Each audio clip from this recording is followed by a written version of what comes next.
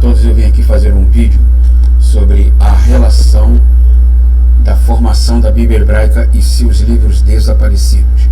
Existe muito texto que foi mencionado nas escrituras, que no caso os papiros antigos, que não foram reconstruídos quando o cânon foi formado.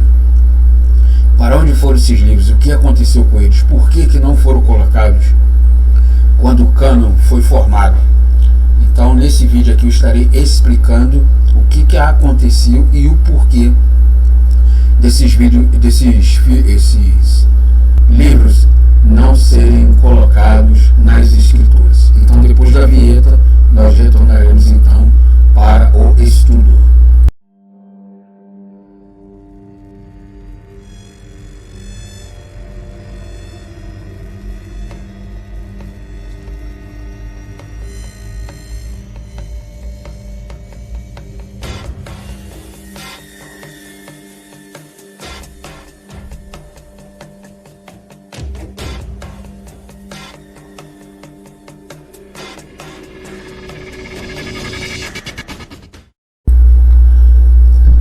Então, sem mais delongas, então vamos ao texto. A formação da Bíblia hebraica e seus livros desaparecidos. Quando falamos de Bíblia e começamos a pensar em sua importância e significado para a humanidade, aguça-nos a curiosidade sobre os mistérios que envolvem sua sobrevivência e longevidade, persistindo em se manter como palavra viva de Deus. Seus escritos resistiam a décadas de extraordinária fermentação espiritual e grande agitação política, marcadas por guerras, desastres naturais e mudanças culturais grandiosas. Essa coletânea de escritos antigos, composta por leis, profecias, poesias, filosofia e história, atravessou séculos, deixando evidente as marcas de uma relação fascinante e completa entre Deus e a sua criação. Na linguagem de seus escritores, a Bíblia é a palavra de Deus. É pão, é mel, é fogo, é martelo, é viva e eficaz, mais cortante do que espada de dois gumes. Esta palavra do Senhor é perfeita e existe eternamente e é divinamente inspirada. Deus nos falou, Deus se revelou nas páginas deste livro, chamando-a Bíblia. A saga histórica contida na Bíblia, mostrando a ação criadora de Deus, o encontro de Abraão com Deus, a jornada do povo até a terra prometida, a libertação dos filhos de Israel por intermédio de Moisés, a orientação constante dos profetas e o sacrifício doador de Cristo são as marcas de uma brilhante revelação divina. Suas palavras, carregadas de poesia, nos ensinam que é possível conhecer Deus e observar a natureza. Mas só chegamos a conhecer Deus de forma plena quando descobrimos em suas páginas o amor, a misericórdia de Deus reveladas em Jesus, na morte de Jesus e a sua ressurreição. Em aparições aos seus discípulos, sua volta ao céu com a promessa de retornar para finalmente reinar eternamente com o seu povo, completam esta revelação progressiva de Deus que temos em sua palavra. A Bíblia é um livro para ser lido, decorado em partes, meditado, observado, obedecido e vivido. Nela estão expressas não só as leis de Deus, mas a manifestação de uma vida nova, com qualidade e dimensões totalmente diferentes para aqueles e aquelas que encontram em suas páginas o Salvador e a atuação de seu divino Espírito. A beleza e a grandeza dessa fascinante biblioteca se completam quando percebemos que a Bíblia não está sujeita à dominação de um grupo, nem se permite ser apossada como um patrimônio de uma confissão religiosa. A Bíblia é para todos, é um presente de Deus para a humanidade e por isso qualquer pessoa que a ler com o coração aberto à orientação do Espírito Santo poderá compreender perfeitamente a sua mensagem. Então nós vemos aqui que a Bíblia é um livro divino, revelado e que é a palavra de Deus. Se encontramos erros nas escrituras, encontramos erros gramaticais, tá? Não encontramos erros divinos, como se Deus estivesse errando. O que nós temos são erros de cópias que foram feitas por mãos humanas, feito por humanos pecadores e feito por humanos errantes, não por Deus, ok? Então a gente tem que fazer essa diferença aí. A formação canônica da Bíblia. O historiador Flávio Josefo, que viveu no primeiro século da era cristã, ao tentar explicar aos seus leitores gregos quais eram os livros normativos para os judeus, ou seja, os livros que realmente interessavam à cultura judaica, ao povo judeu, ou seja, os livros considerados como regra de fé para a comunidade judaica de sua época, chamou-os de Tanar, tá? Não, chamou de Tabíblia, que quer dizer os livros, tá? Tanar é a forma do hebraico, tá? Torá, Nevi, Ketuvi, que é a lei, os escritos e os profetas.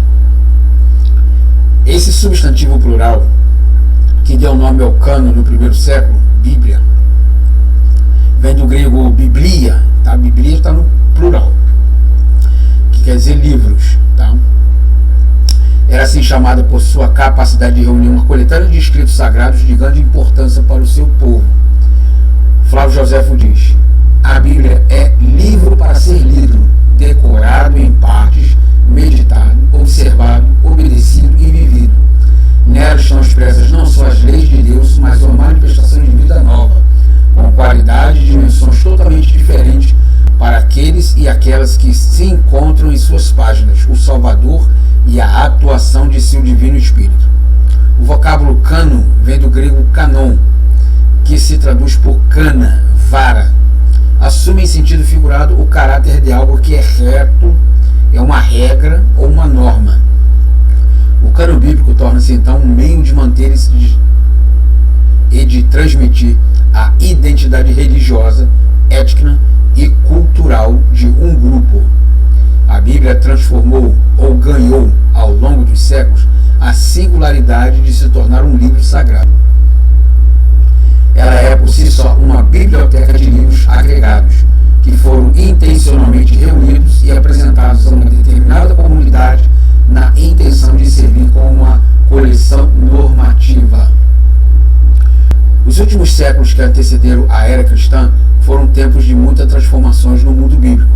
O crescimento da cultura helênica e as influências da língua grega na cultura forçaram traduções do texto hebraico para o grego, pelo judaísmo alexandrino no século III a.C. Muitas literaturas começaram a surgir nesse tempo, provocando reações dos judaístas, que tentavam manter a sua identidade. Ou seja, quando começou-se a fazer as cópias dos livros em outras línguas, tá? Houve uma negatividade de parte dos judeus de não querer fazer essas cópias para não revelar a sua identidade para outros povos, tá? Eles acreditavam que a palavra de Deus era só feita somente para eles, tá? E que isso não poderia ser levado em conta de que outras pessoas também teriam o mesmo privilégio como eles tiveram, tá? Os sábios judeus que lutavam por manter a sua tradição e suas línguas vivas determinaram o fechamento de um cânon hebraico, que é o Tanar, como eu falei para vocês. Ou outros também usam a Torá, que são os 5 primeiros livros da Bíblia, que são o Bereshit, Shemot, Vaikra, Midbar e Devarim, que você conhece como Gênesis, Êxodo, Levítico, Número e Deuteronômio, tá ok? E nessas cópias também os judeus pensavam que algumas alterações poderiam ser proibidas que influenciavam os conflitos de identidade cultural do judaísmo antigo. A circulação de literatura religiosa que não seguiu os modelos do judaísmo antigo foi rejeitada, para que se harmonizasse o povo em torno de uma mesma fé em nome de um mesmo Deus, tá? Então agora nós falaremos um pouquinho sobre a importância da Septuaginta, que foi a primeira cópia, tá, da Bíblia hebraica para o idioma grego. No entanto, a Septuaginta ficou famosa pela história e mistério que envolve sua tradução. Havia uma mística de que 70 sábios judeus traduziram para o grego todo o texto hebraico em 70 dias, proporcionando um caráter ainda mais sagrado para esse texto, tá? Quando fala texto hebraico aqui, não está falando a Bíblia toda, tá? Ela se refere somente ao Pentateuco, aos 5 primeiros livros, tá ok? tradução de 70, a Septuaginta tornando-se referência para os primeiros cristãos, permitindo que alguns livros a mais fizessem parte da composição canônica. Esses livros suplementares são designados comumente como deuterocanônicos, ou seja, segundo o canon, tá? Ou seja, uma segunda tradução, uma segunda tradição. Tá?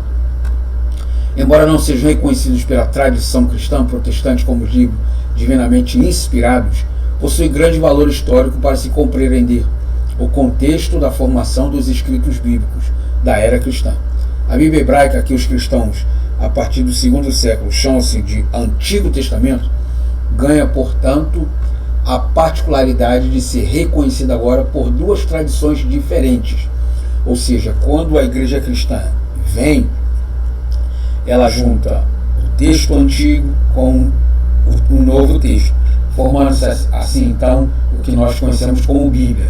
O texto do hebraico, do Antigo Testamento, e o texto grego do Novo Testamento, tá? Formando assim uma única unidade. Tá?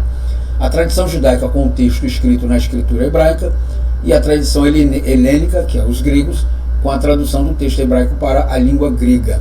A formação assim então o Novo Testamento. Acontece à medida que o cristianismo começa a ser difundido no mundo antigo, tá? Refletindo a teologia cristã, a partir de uma coletânea de trabalhos que se inspiraram na Bíblia hebraica e principalmente na Septuaginta. Diante disso, o fator de maior importância para nós hoje sobre a formação canônica da Bíblia é que a partir desse conflito se fortalece ainda mais a identidade de um livro que foi capaz de atravessar séculos de história repleta de tensões e adversidades. A Bíblia continua se mostrando ainda hoje como uma primordial fonte de vida e regra de fé. Tá? E como ela foi colocada em dois pontos, Antigo e Novo Testamento, hebraico e grego, então ela surgiu então aos povos gentílicos, tá? uma regra de fé. Tá? Você pode acreditar tanto no Antigo Testamento quanto no Novo Testamento, ou você pode acreditar tão somente no Antigo Testamento como o Novo Testamento. Ou seja, ela ficou visível para todos, para que todos agora pudessem ter em mente de que a fé ela pode ser baseada no judaísmo ou a parte dos helenistas, que no caso são os gregos ou os gentios, que somos nós. Tá? Então ela faz essa divisão de separação, mas deixar de ser lida por qualquer pessoa ou por qualquer povo, não. Tá? Ela foi inserida agora para ser dividida entre o Antigo Testamento e o Novo Testamento. Ok? Agora vamos falar um pouquinho sobre os papiros. Tá? Já já vocês vão entender o porquê que eu estou fazendo essa introdução para depois tentar entrar no assunto. Introdução aos papiros hebraicos. Breve introdução histórica dos primeiros manuscritos do século que registraram seus legados até os dias de hoje. Papiro é isso aqui, tá? E vem da palavra papel, tá? Papel, de papiros, ok? Então era assim que era formado o texto da Bíblia. Nós temos aqui partes fragmentadas, rasgadas, tá? Porque na verdade, como o papel foi muito manuseado, então ele foi se desgastando, tá? Algumas partes aqui você vai ver que já está meio apagada, umas já foram aqui preservada ainda o texto, tá? Mas impossível muitas das vezes de tentar ler o que está escrito aqui, tá bom? Papiro em latim, papyrus, em grego clássico, papyrus ou papyrus, é originalmente uma planta perene de família das ciperáceas, cujo nome científico é Cyperus papyrus. Por extensão, é também um meio físico usado para a escrita, precursor do papel. Durante a Antiguidade, no Antigo Egito, civilizações do Oriente Médio, como os hebreus babilônicos e todo o mundo grego humano, o papiro é obtido utilizando a parte interna branca e esponjosa do caule do papiro, cortando em finas tiras que eram posteriormente molhadas, sobrepostas e cruzadas para depois serem prensadas. Desculpa. A folha obtida era martelada, alisada e colada ao lado de outra folha para formar uma longa fita que era depois enrolada. A escrita dava-se paralelamente às fibras, tá? Ou seja, tirava aquela casca, raspava com pedra pome ali para tirar aquela gosma dela, botava assim para secar, tá? E depois colava uma parte na outra assim e vinha colando ela, e depois o camarada enrolava ou desenrolava de acordo com o que ele estava lendo no texto, tá? E era escrita exatamente ali. Foi por volta do ano 2500 a.C. que os egípcios desenvolveram a técnica de fabricar folhas de papiro, considerado o precursor do papel. Para confeccionar o papiro, corta-se um miolo esbranquiçado e poroso do talo em finas lâminas. Depois de seca, essas lâminas são mergulhadas em água com vinagre, para ali permanecerem por 6 dias, com o propósito de eliminar o açúcar. Outra vez seca, as lâminas são ajeitadas em fileiras horizontais e verticais, sobrepostas umas às outras. A sequência do processo exige que as lâminas sejam colocadas entre 2 pedaços de tecido de algodão, sendo então mantidas e prensadas por 6 dias. E é com o peso da prensa que as finas lâminas se misturam homogeneamente para formar o papel amarelado pronto para ser usado. O papiro pronto era então enrolado em uma vareta de madeira ou marfim para criar o rolo que seria usado na escrita, tá? Aqui nós temos aqui o menor papiro do mundo, tá? Ele data do ano 125 a.C. e tem partes aqui então do texto do Evangelho de São João, capítulo 8, verso 35 e verso 36, tá? Aqui seria essa parte aqui todinha assim, tá? Seria uma folha aqui, quadrada. Tá, mas você vê que realmente aqui já não tem mais essa parte aqui de cima, essa aqui de baixo, essas laterais. Então outro papiro foi encontrado com o mesmo texto e então fizeram a reconstrução desse pedaço aqui, tá? Ele é mais ou menos do tamanho de um cartão de crédito, tá? O menor papiro que nós temos aí. Eu tenho uma cópia dele aqui guardada também. Bem cedo na história, Deus começou a formação do livro que haveria de ser o meio do qual haveria de ser um meio de comunicação com o seu povo, através da revelação com os homens. Surgiram então os 10 mandamentos. Foram escritos em pedras e, tendo acabado de falar com ele no Monte Sinai, deu a Moisés as 2 tábuas do testemunho, tábuas de pedra escritas pelos dedos de Deus. Então o primeiro livro a ser formado então foi o que o Senhor falou ao seu povo, tá? As leis de Moisés escritas num livro e postas ao lado da arca, tá? Tendo Moisés acabado de escrever o que? Os 10 mandamentos, integralmente as palavras dessa lei no livro, deu ordem aos levitas que levavam a arca da aliança do Senhor, dizendo: tomai este livro da lei e ponde-o ao lado da arca da aliança do Senhor, o vosso Deus, para que ali esteja por testemunha contra ti, tá? Agora, existem cópias que foram tiradas deste livro aqui, tá? Também, quando se assentar ao trono do seu reino, escreverá para si um traslado dessa lei no livro do que está diante dos levitas dos sacerdotes. Então, na verdade, foi retirado uma cópia, tá? E foi colocado como um translado, ou seja, como uma referência para que fosse um guia para os sacerdotes levitas, tá? E aonde está esse livro? Infelizmente nós não temos muita informação sobre ele, tá? Mas aconteceu de colocar alguns acréscimos. Por que acréscimos? Tá? Muitas das vezes nessa reconstrução do texto aqui, às vezes fica impossível de você entender essa parte da leitura. Então o que foi feito? Foi colocado alguns acréscimos no livro para uma melhor interpretação, tá? Acréscimo de Josué feitos ao livro que leva o seu nome. Disse o povo a Josué: ao Senhor o nosso Deus serviremos e obedeceremos a sua voz. Assim, naquele dia, fez Josué aliança com o povo e lhe pôs por estatuto e direito em Siquém. Josué escreveu essas palavras em um livro da lei de Deus. Tomou uma grande pedra e a erigiu ali debaixo do carvalho que estava em lugar santo do Senhor. E cadê esse livro aqui? Que José escreveu essas palavras no livro da lei. Você sabia que Samuel também escreveu um livro e colocou diante de Deus assim? Também como Josué o fez como um pacto com Deus? Então disse Samuel a todo o povo: Vede a quem o Senhor escolheu, pois em todo o povo não há nenhum semelhante a ele. Então todo o povo rompeu em gritos, exclamando: Viva o rei! Declarou Samuel ao povo o direito do reino. E Samuel o escreveu num livro e o pôs perante o Senhor. Então despediu-se Samuel todo o povo, cada um para a sua casa. Então quando você pega algum livro apócrifo hoje, você diz: não, mas aquilo ali não tem nada a ver, isso aí não é a palavra de Deus, que não foi divinamente inspirado. Será que ali, dentro dessa coleção de livros, eu tenho todos eles aqui na minha biblioteca, não teria então inserido essas partes dentro daquele livro ao qual você rejeita hoje?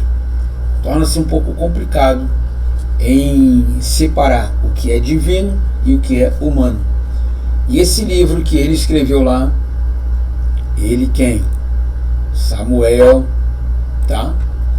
Se tornou conhecido 400 anos mais tarde entre o seu povo. E aqui está a forma dele aqui, ó, quando ele foi reconhecido. Então disse o sumo sacerdote Hilquias ao escrivão Safã: achei o livro da lei na casa do Senhor. Hilquias entregou o livro a Safã e este o leu. Então o escrivão Safã veio ter com o rei e lhe deu o seu relatório, dizendo: teus servos contaram o dinheiro que se achou na casa e a entregaram nas mãos do que dirigem a obra, que no caso são os levitas, e tem a seu cargo a casa do Senhor. Relatou mais o escrivão Safã ao rei, dizendo: o sacerdote Hilquias me entregou um livro. E Safã leu diante do rei. Tendo o rei ouvido as palavras do livro da lei, rasgou as suas vestes.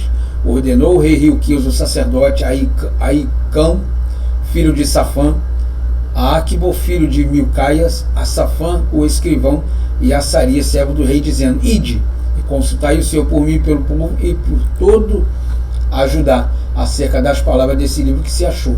Ou seja, ele mandou ler o livro, ele leu o livro, e para ter testificação, ele realmente pediu a Deus para ver se aquele livro era realmente inspirado ou escrito por mãos humanas, para então ele poder falar com o povo. Porque grande é o furor do Senhor que se acendeu contra nós. Portanto, nossos pais não deram ouvidos às palavras desse livro, para fazerem segundo tudo de nós do que está se escrito. Sabia que os profetas também não somente profetizavam, mas também escreveram livros? Tomou, por Jeremias, outro rolo e deu a Baruque, filho de Nerias, o escrivão, o qual escreveu nele, ditado por Jeremias, todas as palavras do livro que Joaquim, rei de Judá, queimara. E ainda se lhe acrescentaram muitas palavras semelhantes, está vendo? Então as pessoas falam muito de acréscimo de texto, que foi extraído o texto daqui, que o copista escreveu errado aquela palavra e colocou uma adição ali. Aqui vocês podem ver que isso era totalmente normal. Acrescentaram muitas palavras semelhantes. Quando você acrescenta palavras dentro do texto, você não está distorcendo o texto, você está melhorando, ou você está fazendo um arranjamento melhor para se entender, tá? Na crítica textual, isso aí já é diferente. Na crítica textual, ela já trabalha com documentação específica. Ou seja, se um documento tal está dizendo uma coisa, o outro que foi feito a cópia não pode ter aquela diferença. Tem que estar realmente do jeito que está ali, tá? Com todas as minhas palavras e os meus estatutos que eu prescrevi aos profetas, meus servos não alcançaram a vossos pais? Sim, estes se arrependeram e disseram: como o Senhor dos Exércitos fez a intenção de nos tratar segundo os nossos caminhos e segundo as nossas obras, assim ele nos fez. Esdras leu exatamente esse livro aqui em público. Ele era escriba versado na lei de Moisés, dada pelo Senhor Deus de Israel, e segundo a boa mão do Senhor, seu Deus, que estava sobre ele, o rei lhe concedeu tudo de quanto lhe pedira. Daniel refere-se aos livros como os rolos das escrituras. Esses livros que foram desaparecidos aí, que eles tiveram acesso a eles, Daniel disse que ele se refere a livros das escrituras, ou seja, é bom. No primeiro ano do seu reinado, eu, Daniel, entendi pelos livros, plural aqui, ó, que o número de anos de que se falaram o Senhor dos profetas Jeremias, que haviam de durar as assolações de Jerusalém, era de 70 anos. Então eles tinham acesso a esses livros aí, tá? E nós, infelizmente, dissemos que muitas das vezes os livros apócrifos não são inspirados por Deus, e os outros que foram colocados no cano, lembrando que o cano foi formado por humanos, tá? Não por inspiração divina, vamos deixar claro isso aí, e se rejeitaram os livros apócrifos, porque exatamente esses humanos não aceitaram os livros apócrifos, porque eles não aceitaram, eu também tenho que aceitar. Diferente isso aí, não é verdade? Agora, vou mencionar para você que esses livros foram mencionados nos textos das Escrituras, livros esses que você tem na Bíblia, na sua casa, tá? E que muitas vezes você não dá atenção a ele. Outros livros desaparecidos no Antigo Testamento hebraico. Livro das Guerras do Senhor. Sabia que tem um livro das Guerras do Senhor? Pelo que se diz no livro das Guerras do Senhor, Vaeb e Sufá, nos vales de Arnon. Está aqui o texto bíblico aqui, ó. Procura lá, Números capítulo 21, verso 14, que você vai ver isso aí, ó. Sabia que existe um livro dos justos também? E o sol se deteve e a lua parou até que o povo se vingou dos seus inimigos. Não está isso escrito no livro dos justos? O sol, pois, se deteve no meio do céu e não se apresentou a pôr-se quase um dia inteiro. Ora, se ele está fazendo referência a esse livro aqui, tá? A este livro, e ele está dizendo para você, tá? Que isso está escrito no livro dos justos, por que o livro dos justos não estão na Bíblia e essa passagem contém ela lá? É complicado, né? Cadê? Deixa eu voltar aqui a página aqui. Não, tá certo, é aquela mesmo. Tá? Livro da História de Salomão. Sabia que existe um livro da História de Salomão? Quanto aos mais atos de Salomão, a tudo quanto fez e a sua sabedoria. Por acaso não estão escrito isso no livro da História de Salomão? Cadê o livro da História de Salomão? Tá aqui, ó, 1 Reis 11:41, está citando o livro dele. Então, quando se forma o cânon, o ser humano diz que isso aqui serve e aquilo ali não serve, isso aqui é divino e aquilo não é divino, baseado em quê? Baseado em quê? Eu pergunto. Sabia que existe um livro totalmente escrito pela história para contar a história de Davi? Joabe, filho de Zeurias, tinha começado a contar o povo, porém não acabou. Portanto, viera por isso uma grande ira sobre Israel, pelo que o número não se registrou isso na história do livro do rei Davi. Está aqui, ó, 1 Crônicas 27:24.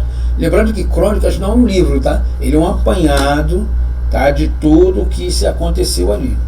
Tá bom? Um resumo, vamos dizer assim. Crônicas de Natã e Gade. Quanto aos mais altos atos de Salomão, ou seja, os feitos de Salomão, tanto os primeiros como os últimos, por acaso eles não estão escritos no livro da história de Natã? Cadê o livro da história de Natã?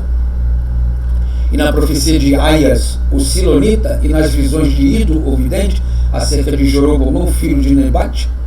Aqui, ó, livro de 2 Crônicas, capítulo 9, verso 29. Ele está fazendo menção a um livro que foi desaparecido. E que se esse livro aqui aparecer, você vai dizer que é apócrifo. Ele não serve, não é inspirado. Histórias de Natã, profecias de Aias e as visões de Ido. Quanto aos mais atos de Uzias, atos, ou seja, o que ele fez, tanto os primeiros como os últimos, o profeta Isaías, filho de Amós, os registrou. Mas cadê esse livro aí? Livro de Rosai, a sua oração e como Deus se tornou favorável para com ele, todo o seu pecado, a transgressão e os lugares onde ele ficou altos e colocou postes ídolos, imagens de esculturas, antes de se humilhar. Eis que tudo está na história dos videntes. 2 Crônicas 33:19. Cadê o livro da história dos videntes? Então fica um pouco complicado isso aí, entendeu? Então o que eu quero dizer? Que quando o livro foi formado, seja o Novo Testamento ou o Novo Testamento, nós temos que ter o cuidado de não lê-lo como um livro de formação de opinião. Na verdade, as escrituras foram feitas para todos, tá? Ela representa a revelação de Deus ao seu povo, não somente ao povo judeu, tá bom? Então, quando você lê esses livros apócrifos, tenha eles como livros inspirados de Deus. Algumas histórias são muito boas, outras tivemos muito acréscimo de exagero da história, entendeu? Mas são livros, sim, que foram inspirados, foram perdidos por certas situações de guerras ou outros motivos qualquer, mas que é a palavra de Deus, ela é verdadeira, ela é verdadeira. E volto a dizer de novo, se a Bíblia contém erro, ela contém erro de cópias de seres humanos, tá? Que não se inspiraram em Deus, mas que tentaram revelar ao povo aquilo que Deus estava falando, mas de acordo com as suas opiniões, tá bom? Espero que tenham gostado, então voltaremos então numa próxima aula. Até mais e tchau, tchau.